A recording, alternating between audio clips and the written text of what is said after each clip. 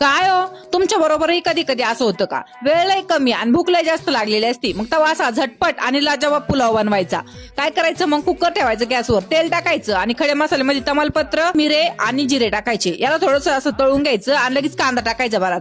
कांदा परतून घेतला का अद्रक लसूण टाकायचं, हिरवी मिरची टाकायची, थोडंसं परतायचं, मटर टाकायची, त्याला परतून घ्यायचं, बटाटा टाकायचं बरं का. हे सगळं अर्धा मिनिट असं परतून घ्यायचं आणि मग एक एक वस्तू टाकीत राहायची. मग नंतर घ्यायच्या भाज्या. इथे मी भाज्यात घेतलंय फुलकोबी, गाजर आणि पत्ताकोबी बरं का. ह्या 3 वस्तू टाकायच्या, नंतर चांगलं मिक्स करून घ्यायचं, म्हणजे चांगलं परतून घ्यायचं. याला थोडंसं एखादा मिनिट हे परतलं का नंतर मग राहिलेली काकडी, कोथंबीर आणि टमाटर टाकायचं बरं का. आता हे टमाटर हे टाकलं का याला चांगलं आता परतून घ्यायचं 2 मिनिटासाठी बरं का. हे चांगलं परतून झालं का लगेच मसाले घ्यायचे. तर मसाल्यामध्ये इथं मी लाल मिरची पावडर घेतली थोडीशी आणि घरचा जो आपला रेग्युलर काळा मसाला असतो ना तो घ्यायचा थोडासा, आणि पावभाजी मसाला घ्यायचा बरं का. मेन याच्यात टेस्ट पावभाजीने इतकी भारी येते ना पावभाजीच्या मसाल्याने, ती तुम्ही टाकून बघा, टेस्ट काहीतरी वेगळीच येते. नंतर सोयाबीन घ्यायची भिजून बरं का, ती टाकून द्यायची, मीठ टाकायचं आणि